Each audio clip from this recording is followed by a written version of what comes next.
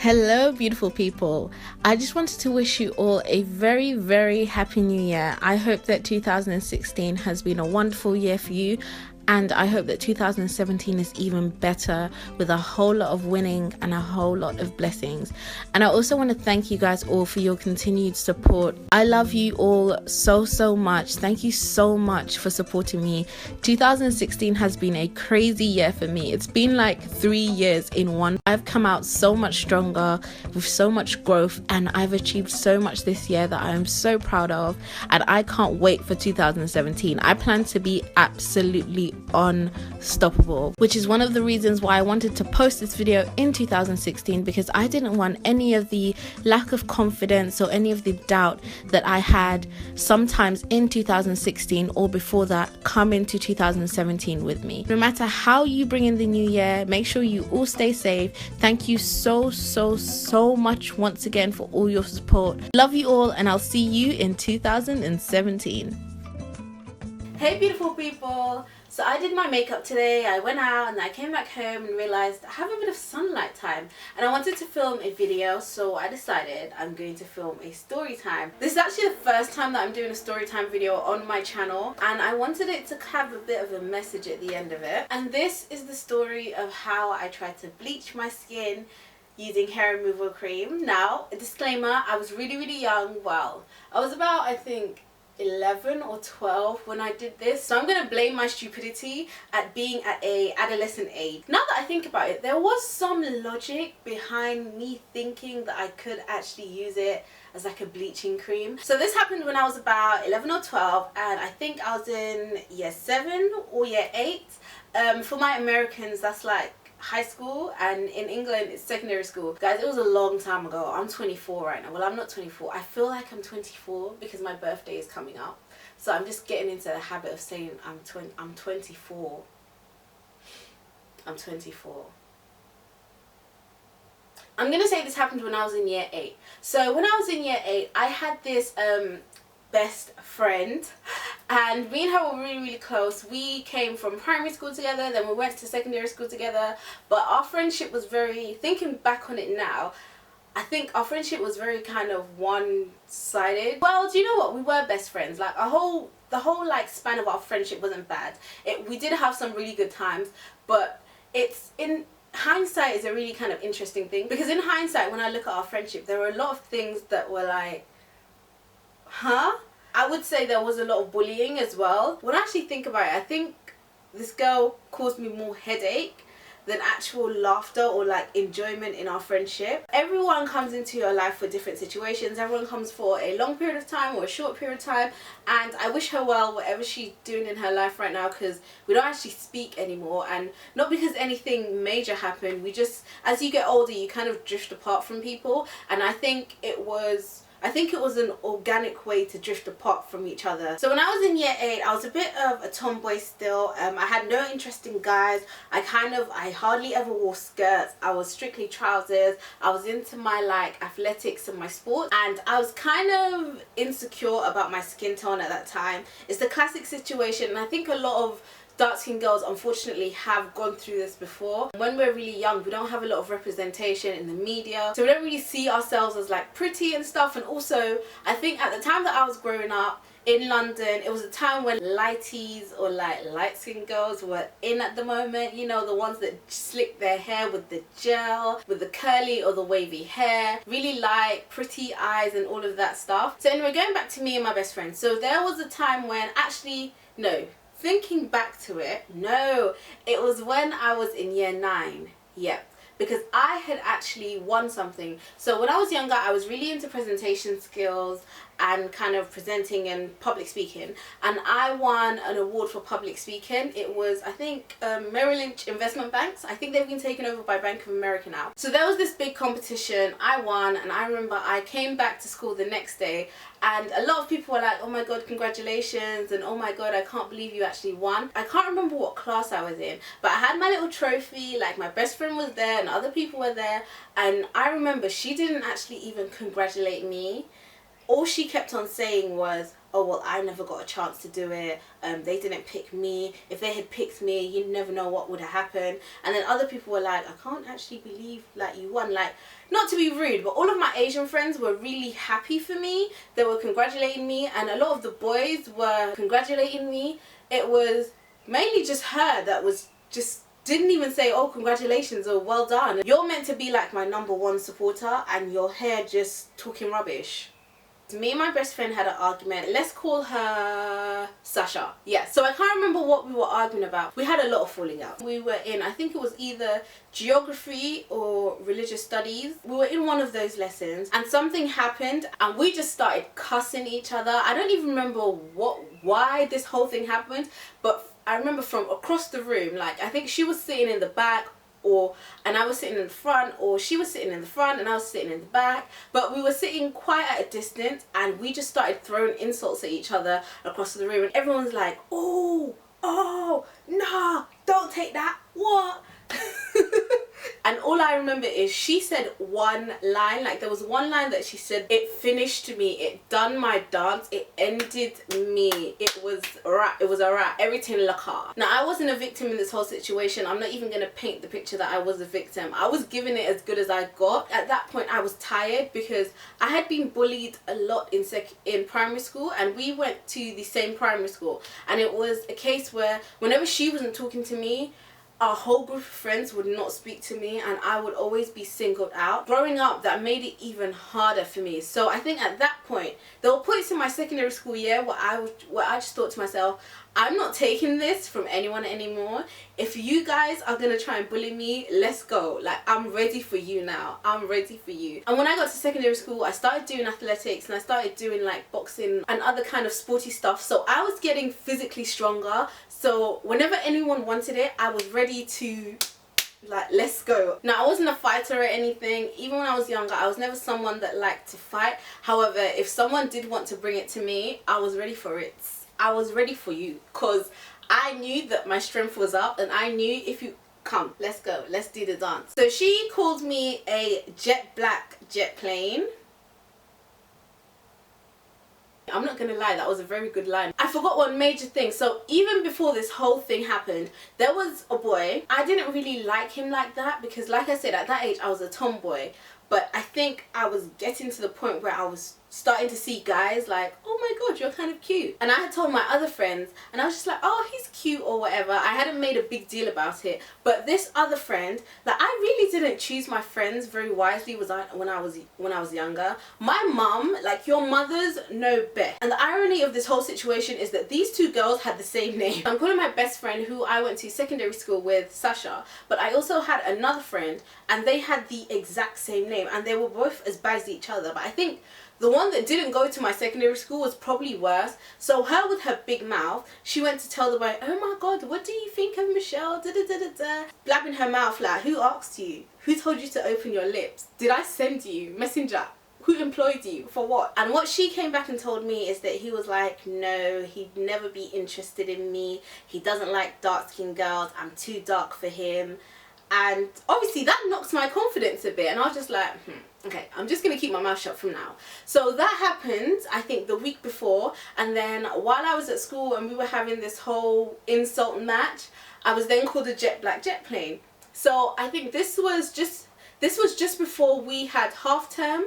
I think we had half term. So these two things happened and it was coming up to half term and I felt really rubbish. Like, I literally felt so ugly. I was already insecure about myself, but that just kind of took me to another level. So at that age, I'd already started to develop, but I started to get like hair underneath my armpits and in other places. And I used to use hair removal cream from the recommendation of my mother. Like, when it comes to hair removal, I went through it. I did shaving stick, I did the little cutter thing, I did hair removal cream, like I did it all. So it was half term. I knew I had hair removal cream because I used it, my mom also used it, and obviously because it's half term, like my parents are at work, I'm mainly at home because I wasn't really doing anything. I didn't go to any auntie's house and I didn't go traveling because I think we only had a week off, and at this time my littlest brother and my little sister weren't born yet, so it was just me and my little brother, and he had a nanny, but she didn't really bother with me. She only like concentrated on him because I was old. Well, I thought I was old. I knew where my mum kept the hair removal cream, so as soon as my mum and dad went to work, I located the hair removal cream. I think my logic was, if it can take out hair, and what I also used to see that when I used it underneath like my armpits to take out the hair, that area would get a bit lighter. So I thought, if it can take out hair, then maybe it can make me lighter as well. There must be something in it that has like a lightening system that makes you lighter as well, which is why that area is lighter. At that age, I like science. I conjured up some like scientific reasoning to justify what I was about to do. But one thing I will say about me, see, I wasn't stupid.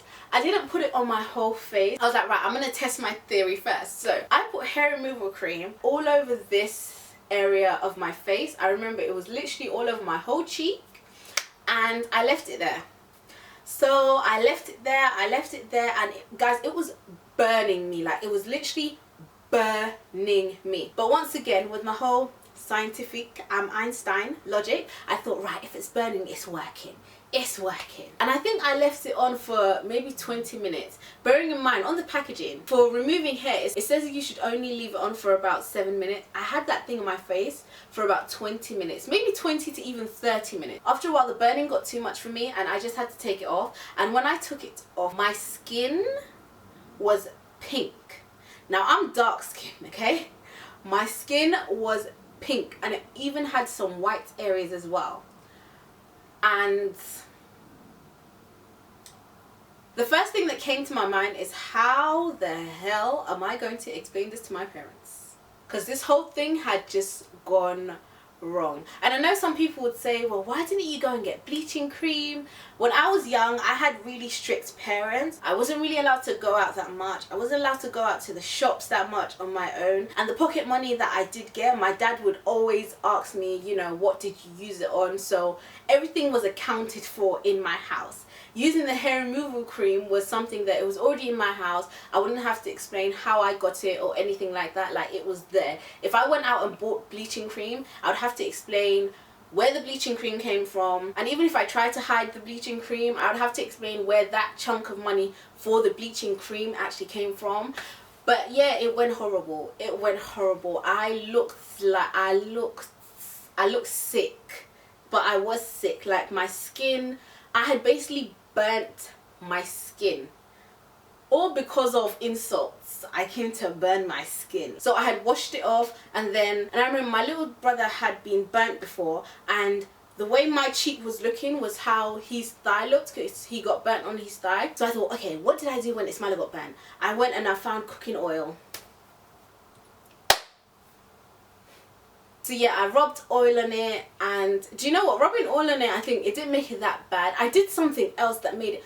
I think I stupidly sprayed perfume on it, because I remember whenever I got a cut or anything, my mum used to spray perfume in it, and I think perfume was used in it as like an antiseptic. I'm not too sure. I don't do that right now, but I think, yeah, I sprayed perfume on it because I said I don't want it to get infected. Now I was putting on my I'm a scientist, I'm a wannabe doctor hat. So I sprayed it with perfume. That stung me. Oh Lord have mercy. I then put oil on it, and it was just horrible. My little brother's nanny had to take me to A&E. I had to explain to the doctor what I did, and all they did was just prescribe me like some cream to make sure that that area didn't get infected. But one thing, this is why I said I'm not completely stupid or insane. I did it during half term, so I had like a week for my skin to get a bit better before I went to secondary school. And so because I only did it on this area, it wasn't my entire face. So one of my cousins actually helped me kind of cover up the mark a bit with a bit of foundation, and that's when I actually found my love MAC. But at that age I couldn't buy MAC, so I went for Sleek. But she helped me like conceal it a bit with foundation, and then that's how me starting wearing makeup started. And those insults started a whole lot of things in my life. And the main point that I wanted to get from this video is that the age that we are in now, dark skin is very in, but it's a particular type of dark skin. Whenever I look on Instagram and Twitter, I see dark skinned women being glorified or being seen as beautiful, but it's always when they're wearing the least amount of clothes, when they're oiled up, or when they're in this Afrocentric type looking thing, you could say, like what I'm wearing right now, and people try to label them. And it's really hard when you're young, especially when you're in secondary school. Kids can say the meanest things ever, and like I said, I don't want to paint myself as the victim, because even me, when I was in primary school, I remember there was a girl and she was darker than me, and we would both get bullied. And I remember there was a time when I joined in on bullying her, and the reason why I joined in on bullying her is because I thought, okay, if I'm bullying her and she's darker than me, then they're not going to notice that I'm dark skinned myself. They'll forget about me and they're just kind of focusing on her. I did it so that I wouldn't become a target. And now that I think about it, maybe that whole thing happening to me in secondary school was kind of like karma for what I did then. It's really important that we teach our children and we teach ourselves that words can have a very big impact on people. I think words sometimes are sharper than your fist. You could say something to someone and you have no idea how that could affect them. We have to be conscious of what is actually coming out of our mouths and what we're speaking into the world. For the younger ladies who are dark skinned, you're growing up now in an age that's kind of different. Like I said, when I was younger, light skin was in. I think light skin is still in, but I don't know. I don't care. I love my skin now. I thank God so much that I've kind of grown into my skin. There were times when I was younger when I really hated. It wasn't just my skin, I just hated my whole self. I hated the big boobs, I hated the skin, I hated the face, I hated the nose, the eyes, the legs, the bum. I hated my bum. I just hated myself. But thank God, as I've grown older, I've learned to appreciate every part of me, even the things that I don't feel are very perfect. All I can say is that it does get better with time, and don't ever try to seek validation from someone else. That's the worst thing you can do, because when that person goes, then how are you going to feel about yourself? You have to be comfortable in yourself. Let's actually move away from being dark skinned, just being a black woman in general. There's not a lot of representation for us in media, in science, in technology. You won't see a lot of black women, and the most disheartening thing about that is sometimes you even see black men looking down on black women, and it's like, my brother, you meant to be in this struggle with us, but you want to put us down as well. Now, by all means, it's not all black men, I'm not saying that, but I've made a whole video about this already, which I'll link below. But ultimately, you just have to have self-love, and it does come with time. It really does come with time. I didn't wake up one morning and start saying, oh, Lord God, I am beautiful. And even now, at this big 23 age of mine, I still have days when I wake up and I'm like, oh, I hate my eyes, I hate my nose. But now I'm at a place where it's not anything serious. Like, I'm just saying it because I've probably just woken up on the wrong side of the bed. But if I wake up tomorrow, or once I like have a shower or something, I'll be totally fine. So I hope you guys enjoyed this video. I don't think I'm the best storyteller, but I really wanted to do it because it was fun. And every time I think about this situation, I'm just like, Michelle, what the hell were you thinking? So thank you so much for watching, and I'll see you all in my next video. Bye!